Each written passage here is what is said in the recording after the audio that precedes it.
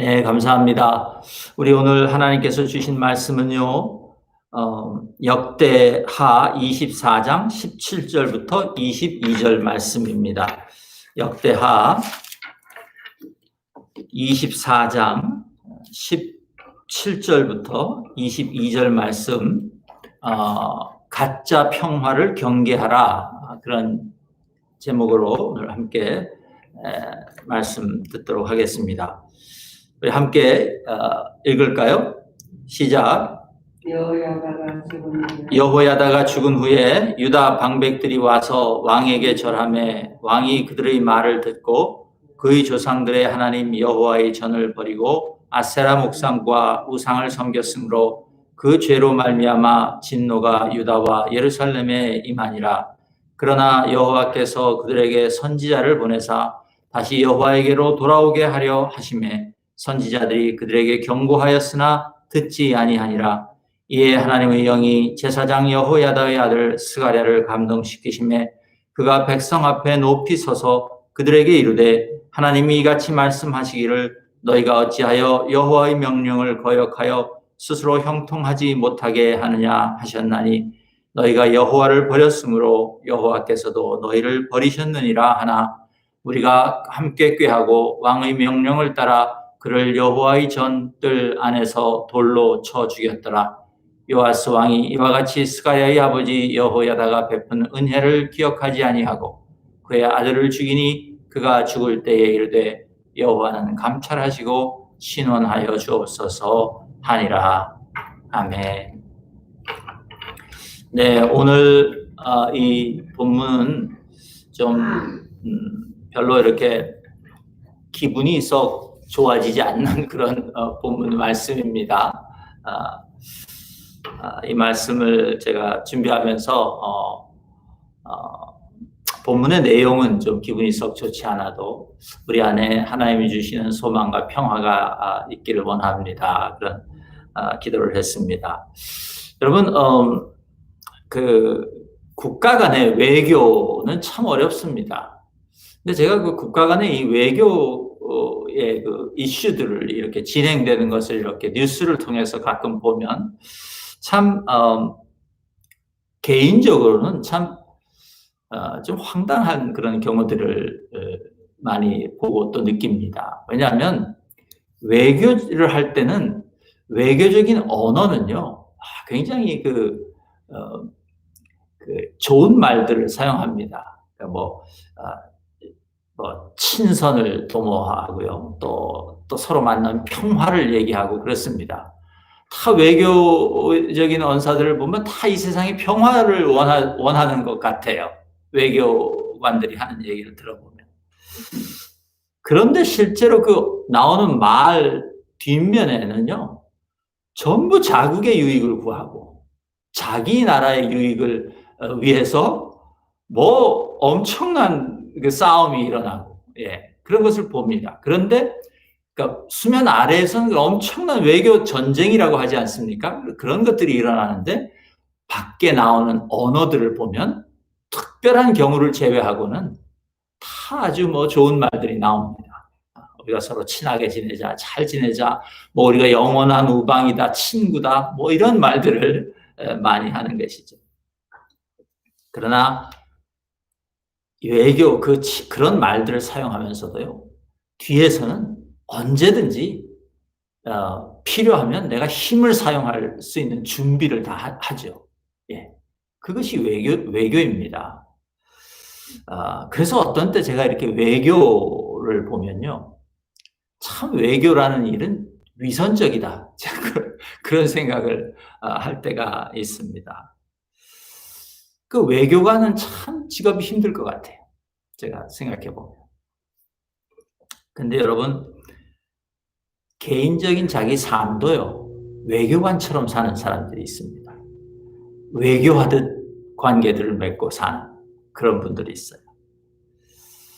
오늘 이 24장, 우리가 다 읽지는 않았습니다만, 이 역대하 24장에 나오는 요아스를 보면요, 그 인생이 그랬던 것 같아요.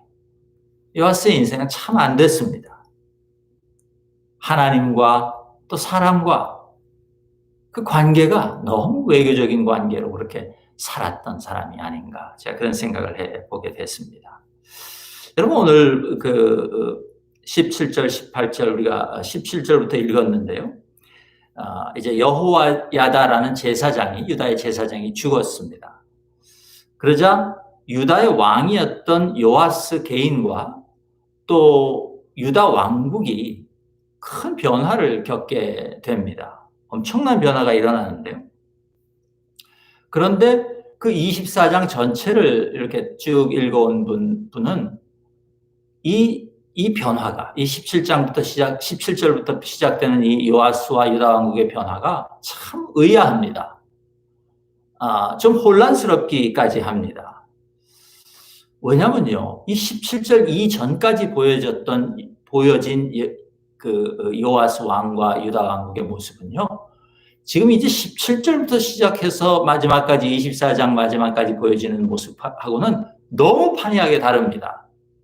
달라도 그렇게 다를 수가 없어요. 갑작스럽게 상황이 완전히 바뀝니다. 정말 이 17절 이전에 나오는 요아스라는 사람이 이제부터 시작되는 이 이야기에 나오는 요아스와 같은 사람인가 싶을 정도로 그런 의심이 들 정도입니다. 24장 2절을 한번 보시면요, 이런 말이 나오죠.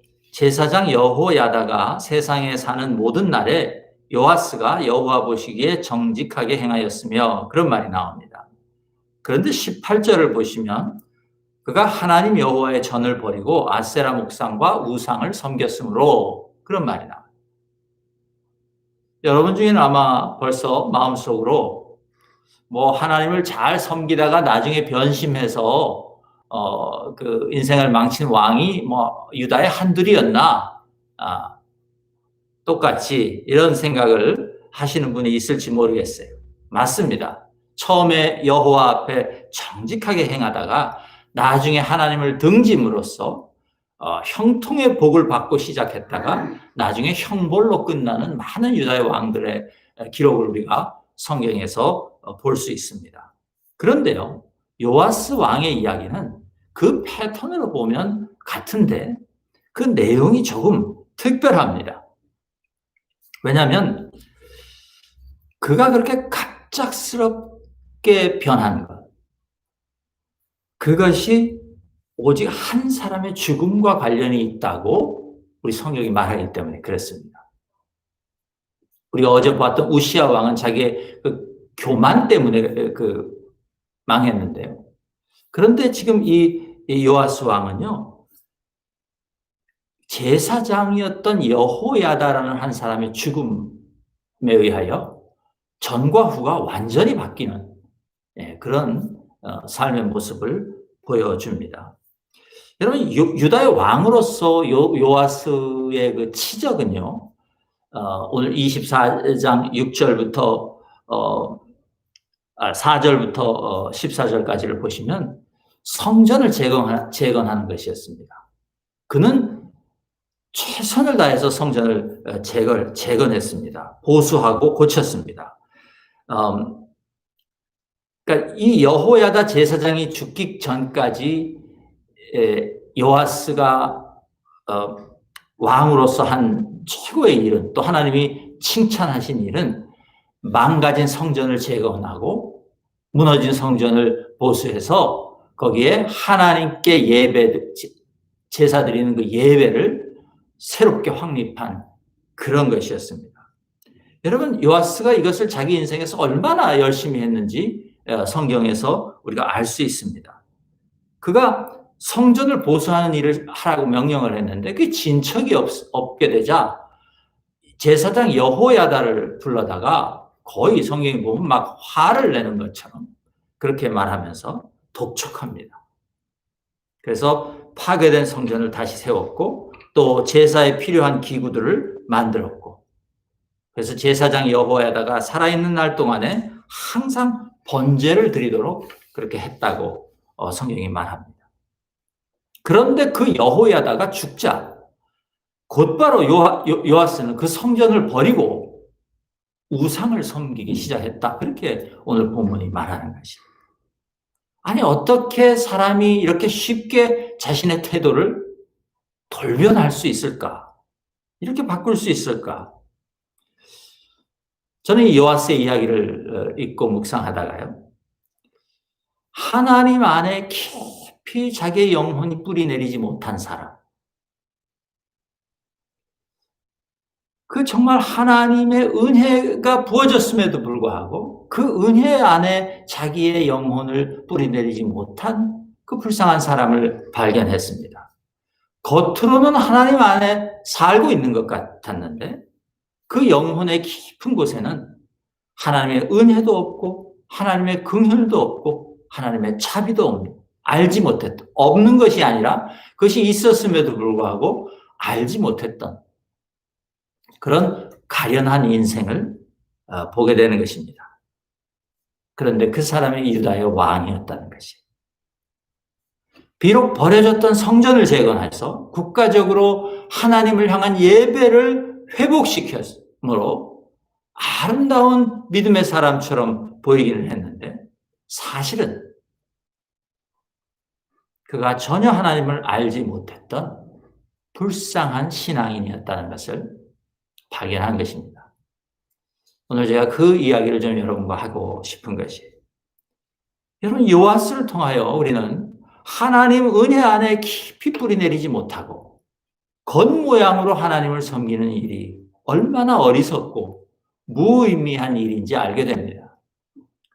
그리고 그 인생에는요, 아무런 소망도 없고 평강도 없었다는 것을 또한 저희들이 깨달을 수 있습니다.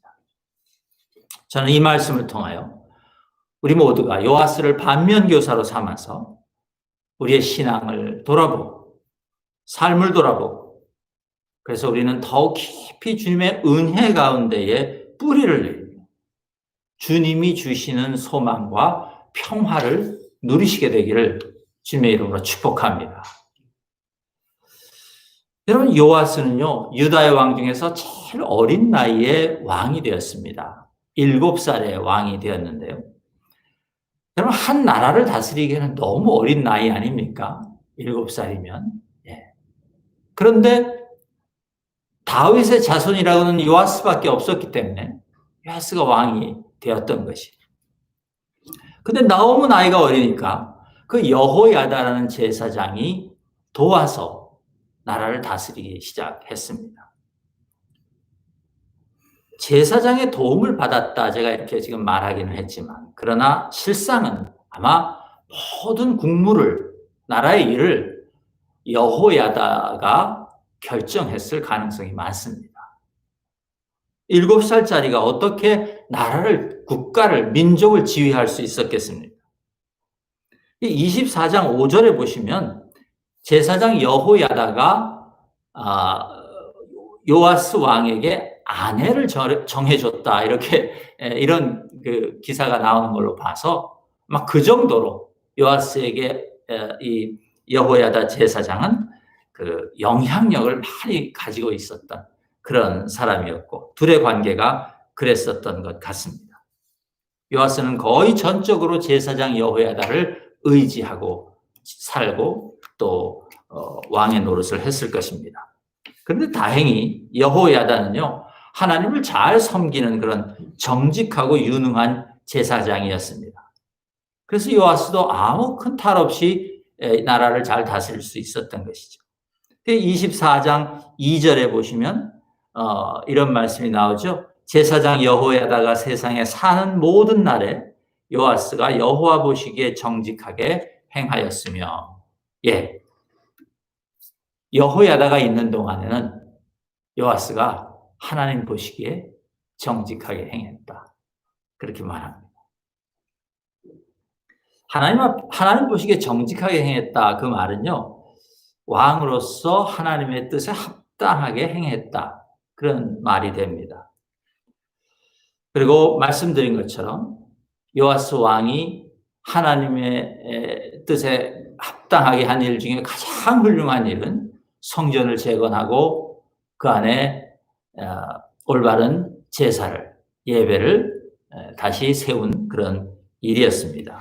이 일을 위해서 이 요아스는 유다 백성들로부터 그 성전세를 거두기 시작합니다. 예전에 광야에서 모세의 율법에서 주었던 그 성전세를 이제 거두어서 자금을 모았습니다. 그리고 그 자금을 모두 성전을 보수하는 일에 사용했고, 그리고 그 자기가 관리하지 않고 그 공사를 담당하는 관리에게 주어서 알아서 그렇게 잘 사용하도록 했습니다.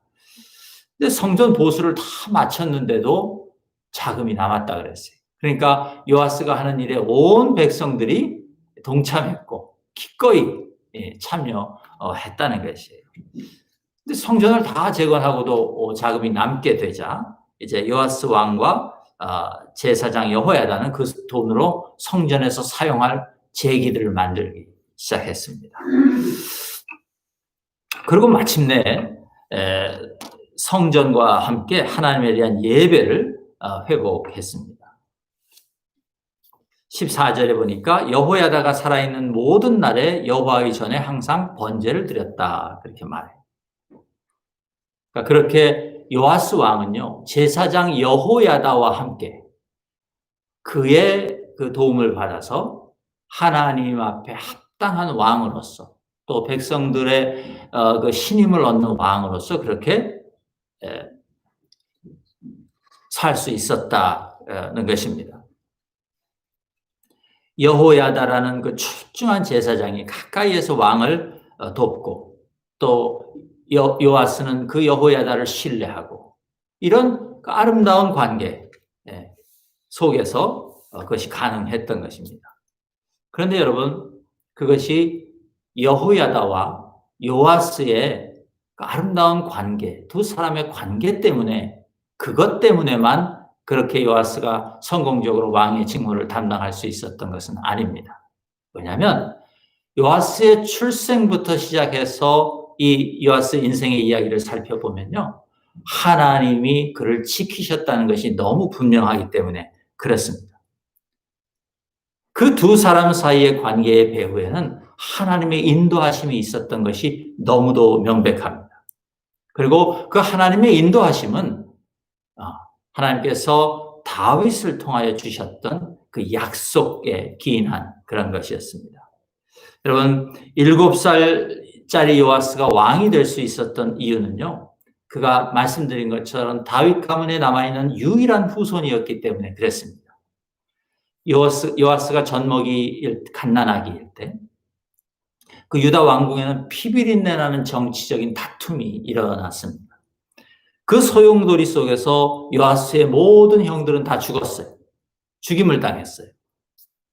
정치적 암살을 당한 것이죠. 그때 이제 겨우 젖먹이 아기였던 요아스를 그의 고모인 여호사브앗이라는 사람이 몰래 숨겨서 그 아기를 숨겨서 생명을 보존합니다. 그리고 그 아기를 6년 동안 성전 안에서 비밀리에 기릅니다. 그리고 때가 되자 마침내 그 여호사브앗의 남편이었던 제사장 여호야다가 그 악한 아달랴라는 그 악한 여왕을 몰아내고 이제 이 7살짜리 왕을 요시야를 왕으로 세운 것이. 그 일도 여호사브앗과 여호야다라는 두 사람과 또 그를 따르던 제사장들이 그 일을 겉으로는 한 것 같지만 그러나 성경은 분명히 그것이 하나님의 약속 때문이었다고 말합니다. 다윗 가문을 통하여 왕위를 계승하시겠다고 한 그 하나님의 약속. 그러니까 그 하나님의 약속이 아니면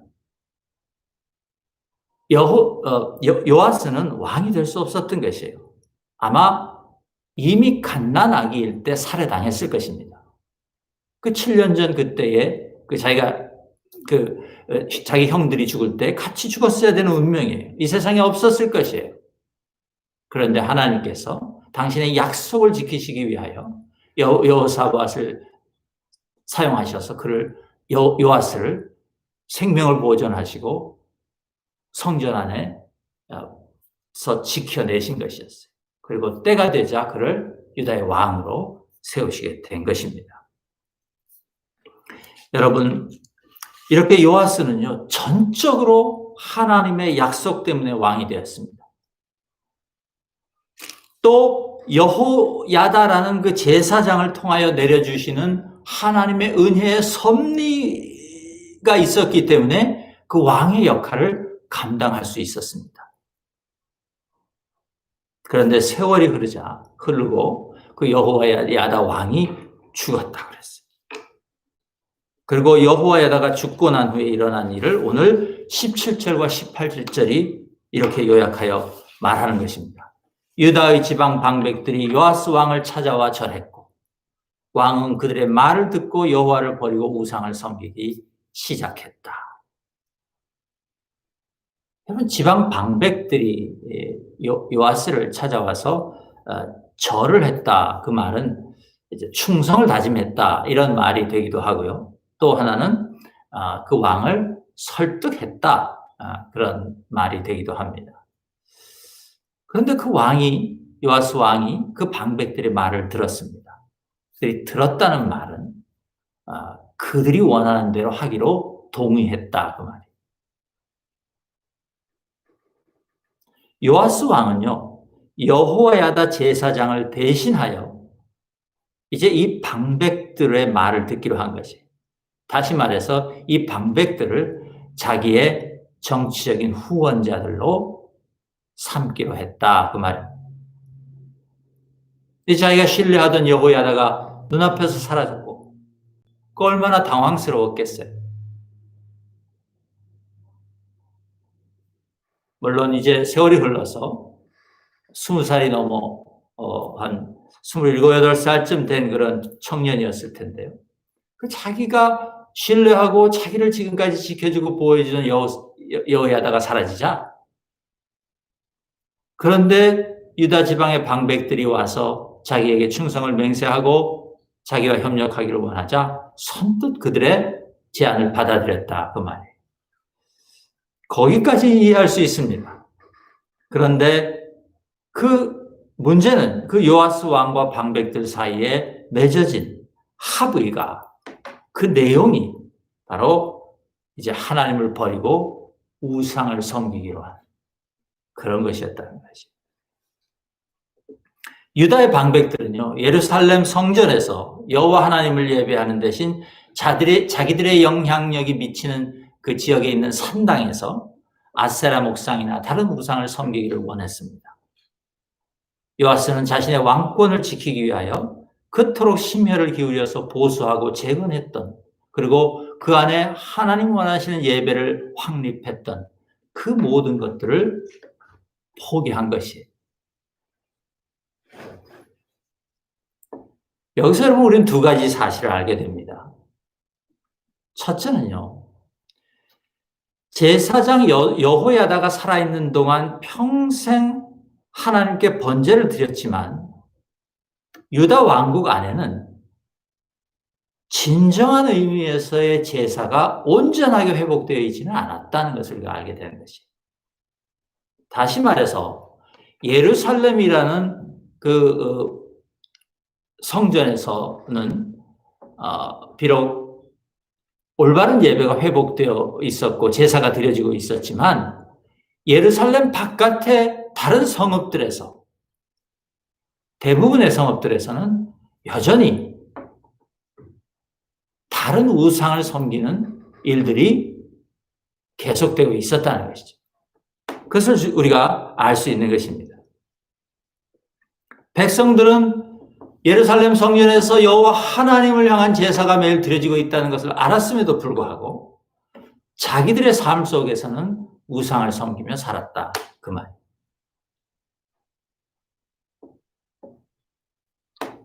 그런데 그 제사장 여호야다가 죽자 그들 안에 숨죽이고 있었던 그 죄가 뱀의 머리처럼 정체를 드러낸 것이. 또 두 번째로 유다 왕국뿐만 아니라 요아스 왕 개인의 믿음과 신앙을 우리가 보면요. 그것이 얼마나 피상적이었는지 이 사건이 말해줍니다. 제사장 여호야다가 살아있을 때 성전을 재건하고 예배를 회복하기 위하여 심혈을 기울였던 그 요아스 왕의 신앙은 여호야다가 자기 인생에서 사라짐과 동시에 그의 믿음도 연기처럼 허공에 사라지고 말았다는 것이.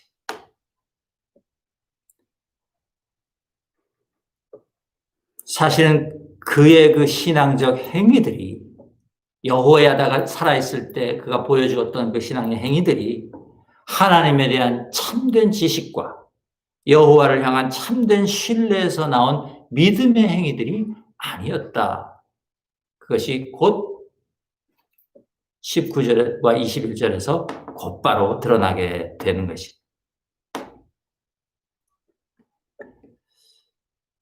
이것은 요아스가요, 하나님과 또 자기를 그렇게 아끼고 자기의 생명을 구해주고 자기를 하나님께로 인도했던 여호야다 제사장과 얼마나 피상적인 관계, 그러니까 외교적인 관계로 살아왔던가 하는 것을 우리가 알게 되는 것입니다. 19절에 보시면 이 모습을 본 하나님께서 안타까워서 화가 나셨는데 진노하셨다 그랬어요. 진노하셨는데 그를 다시 하나님께로 돌아오도록 하시려고 선지자를 보내서 설득하셨다. 그런 말이 나옵니다. 하나님의 은혜이죠. 하나님께서 요아스가 그렇게 바뀌는 것을 보고 너무 마음이 안타까우셨어요. 화가 났고 마음이 안타까웠어요. 그래서 그를 그대로 두실 수 없어서 선지자들을 보내서 다시 하나님께로 마음을 돌리도록 애를 쓰셨다는 것이. 그런데 요아스가 그 하나님의 말씀을 듣지 않습니다. 그러자 20절에 보면 마지막으로 하나님께서는 그 죽은 제사장 여호야다의 아들인 스가랴 선지자를 보내서 그를 설득합니다. 왜냐하면 하나님 생각하시기에 요아스가 여호야다의 아들의 말만큼은 들을 것이다. 왜냐하면 그가 평생의 여호야다의 은혜를 많이 입었으니까. 그러니까 그 아들의 말은 듣지 않겠는가.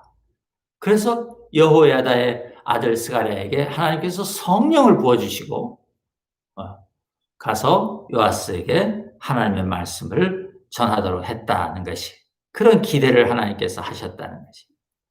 그런데 21절에 보니까 요아스 왕이 그 스가랴를 여호와의 전뜰 안에서 돌로 쳐 죽였다 그랬어요. 여러분, 이것은 대단히 중요한 표현입니다. 여호와의 전 안에서는 살인을 하면 안 됩니다. 예전에 여호야다가 아달랴를 죽일 때에도, 요아스의 원수 아달랴를 죽일 때에도 성전 안에서 죽이지 않았어요. 왜냐하면 율법을 거스르는 일이었기 때문에. 성전 바깥으로 끌고 나가서 아달랴를 처단했습니다. 그런데 지금 이 요아스 왕은요, 이 하나님의 선지자를 성전 뜰 안에서 돌로 쳐 죽였다. 성경이 그렇게 말해요.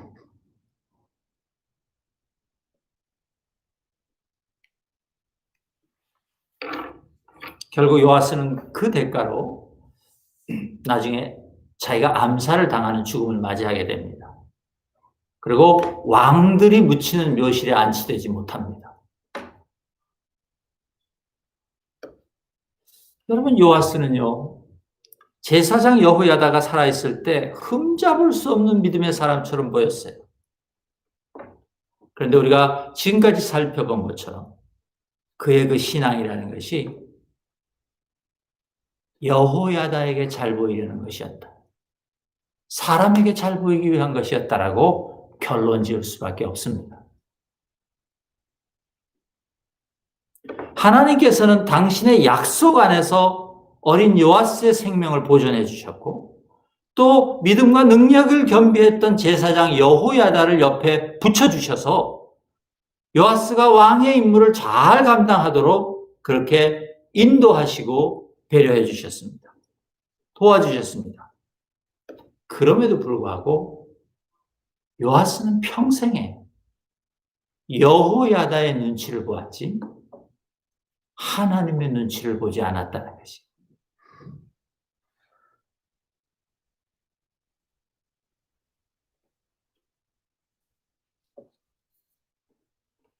자기 인생을 자기를 갓난아기 때부터 생명을 보존하시고 성전 안에서 자기를 지키시고 성전 안에서 자기에게 왕관을 씌워주신 하나님, 그 하나님을 전혀 보지도 못하고 깨닫지도 못하겠다는 것이.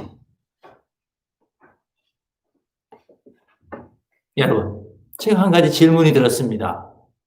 이 말씀을 준비하다가. 요아스에게 진정한, 그 삶에 진정한 평화가 있었을까? 그가 비록 여호야다라는 그 놀라운 제사장과 함께 아름다운, 겉으로 보기에는 아름다운 삶을, 믿음의 삶을 살았는데 그의 삶을 이렇게 우리가 좀 깊이 들여다보면 정말 그에게 하나님이 주시는 평화가 있었을까? 평강이 있었을까? 의문을 가질 수밖에 없는 것이죠. 요아스의 삶은 갓난아기 때부터 피비린내 나는 정치적 싸움의 현장에서 시작됐습니다. 그 피비린내 나는 싸움의 현장에서 하나님께서 당신의 약속을 걸고 그를 구하시고 지켜내시고 여기까지 인도해 오셨던 것입니다. 그런데 요아스는 하나님을 알지 못했다는 것이. 다시 말씀드리지만 요아스는 여호야다와 함께하는 그 20년 동안, 20년이 넘는 세월 동안 사람의 눈치를 보느라고 하나님의 눈치 보는 것을 소홀히 했다는 것이. 여러분, 사람의 눈치를 보는 인생에 무슨 평화가 있겠습니까? 사람의 눈치를 보며 살아가는 그 인생 속에 무슨 평강이 있겠습니까?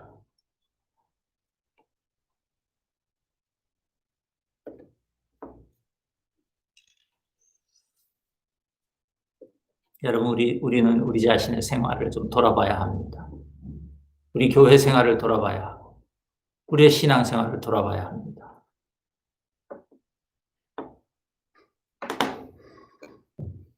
여러분, 요아스가 하나님께서 보낸 그 선지자들과 또 그 여호야다의 아들 스가랴를 성전뜰 안에서 돌로 쳐 죽인 후 그때로부터 약 800년쯤 지나서 유다 백성들은 다시 한번 하나님이 보내신 하나님의 사람을 못 박아 죽입니다.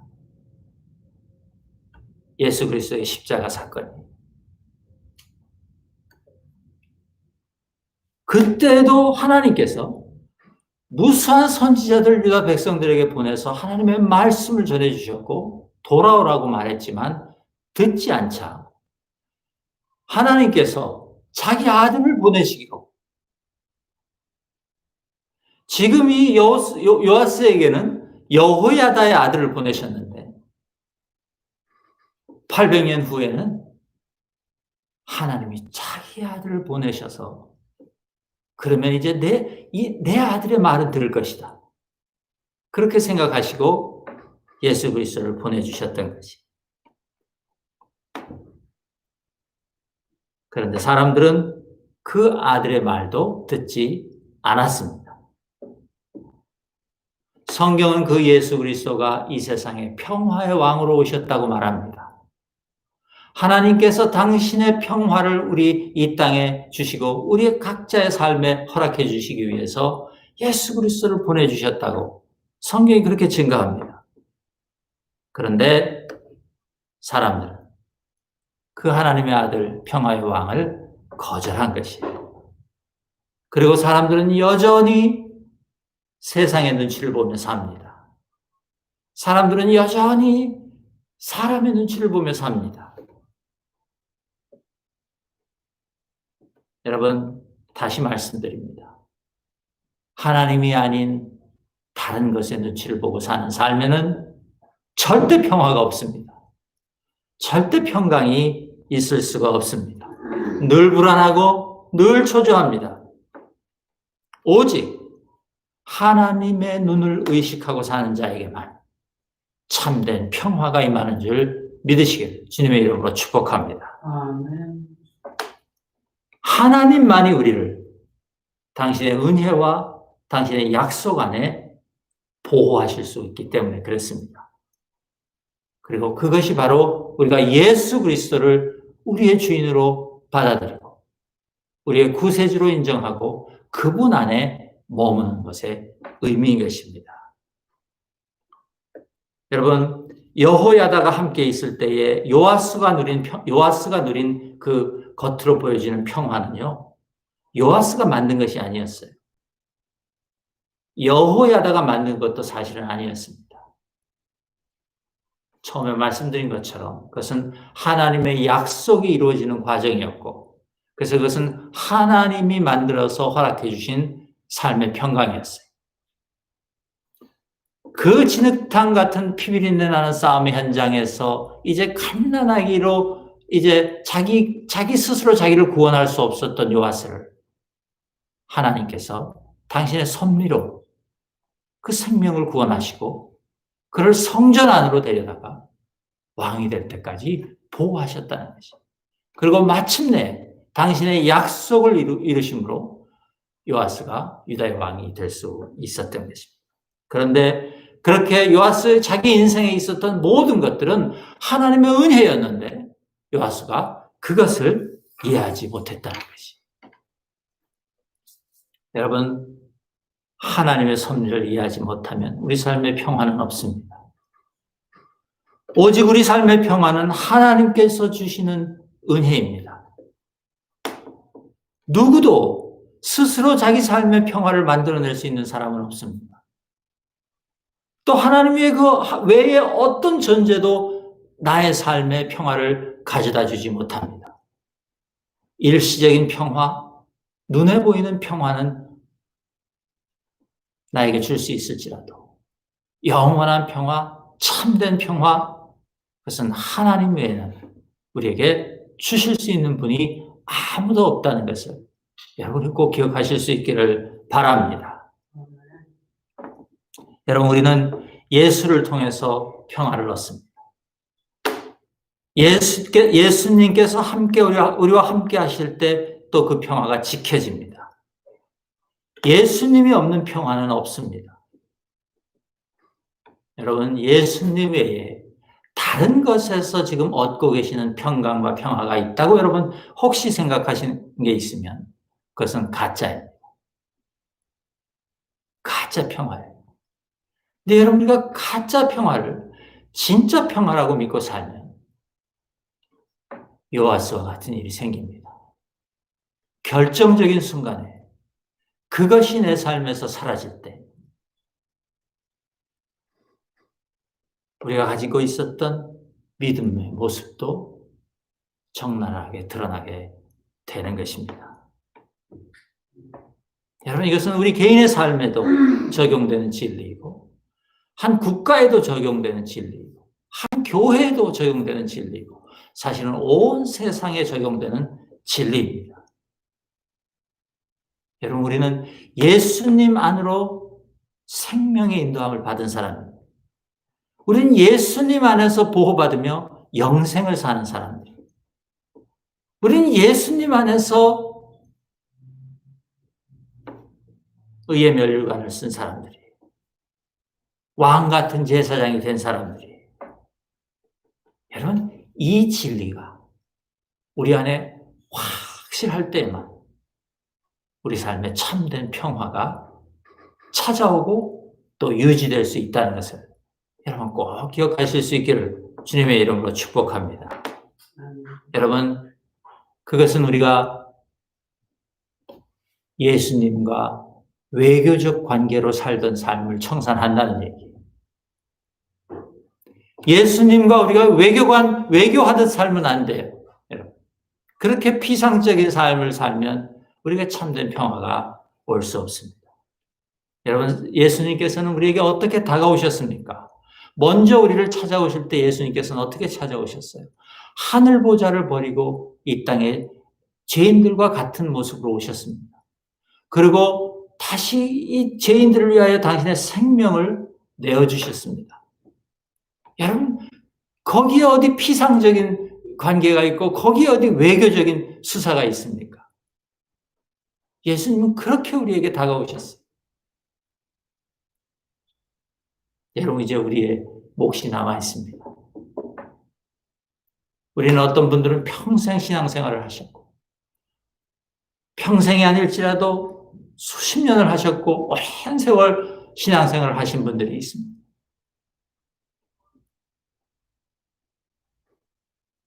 우리 교회는 최소한 1년 이상은 다 침례받고 신앙생활 하신 분들이.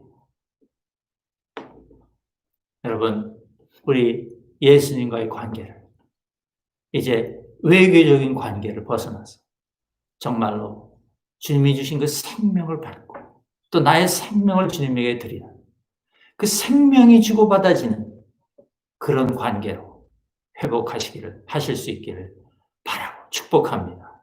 여러분, 우리 내년에는 하나님이 주시는 그를 누리며 예수 그리스도의 생명으로 우리의 생명 그런 놀라운 삶 사실 수 있기를 주님의 이름으로 축복합니다. 기도하겠습니다. 하나님 감사합니다. 그렇습니다. 하나님, 우리가 하나님의 은혜를 받아 이 땅에 살면서도 하나님, 그것이 하나님께서 우리에게 여러 가지 통로를 통해서 우리에게 은혜를 부어주실 때에 하나님, 우리가 그것이 하나님의 은혜인 줄도 모르고 예수 그리스도 안에 있는 약속인 줄도